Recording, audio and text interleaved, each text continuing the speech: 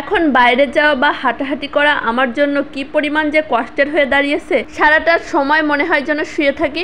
প্রথম প্রেগন্যান্সিতে আমার একেবারে এত কষ্ট হয়নি, এবার দ্বিগুণ বেশি কষ্ট হচ্ছে। কয়েকটা দিন হলো রুম থেকে একদমই বের হই না। তো আজকে ভাবলাম বিকালবেলা একটু ছেলেটাকে নিয়ে হাঁটাহাঁটি করে আসি। বাবা অসাদি বাজান তাকাও দিকে, কোথায় যাচ্ছ?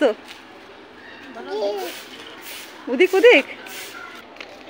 দুইজন তাকে দুই হাত ধরে নিয়ে যাচ্ছিলাম। পাশে একটা বড় মাঠ আছে আর কিছু খাবারের দোকানও আছে। তো ভাবলাম একটু খাওয়া দাওয়া করে আসি, আর বাবুরও একটু খেলা করা হবে। এই দোকানের চটপটিটা আমার মোটামুটি ভালোই লাগে, তো আমি ভাবলাম আসলাম যখন একটু চটপটি খাওয়া যাক।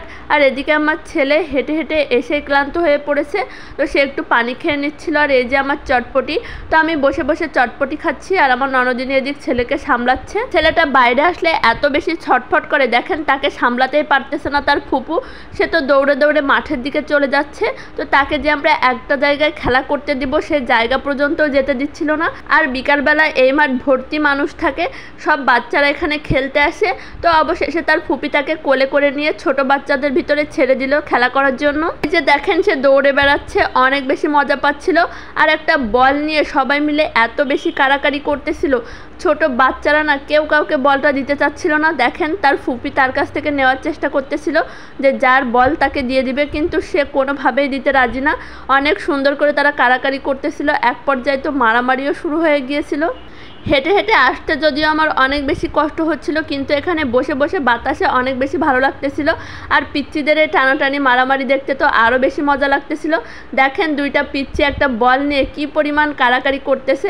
আমার ছেলে তো নাসরবান্দা, সে তো নিয়েই ছাড়বে। তো এখানে আমরা বেশ কিছুক্ষণ সময় কাটিয়েছিলাম, অনেকক্ষণ তারা খেলাধুলা করতেছিল আর আমরা ওখানে বসেছিলাম। তো তারপরে ভাবলাম হচ্ছে আরও কিছু খাওয়া যাক। তো চলে আসলাম ঝালমুড়ির দোকানে ঝালমুড়ি খেতে।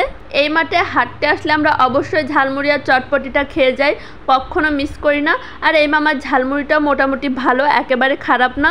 তো আমরা দুই বোন মিলে এই তো ঝালমুড়ি নিয়ে নিলাম আর ঝালমুড়ি খেতে খেতে হেঁটে হেঁটে যাচ্ছিলাম।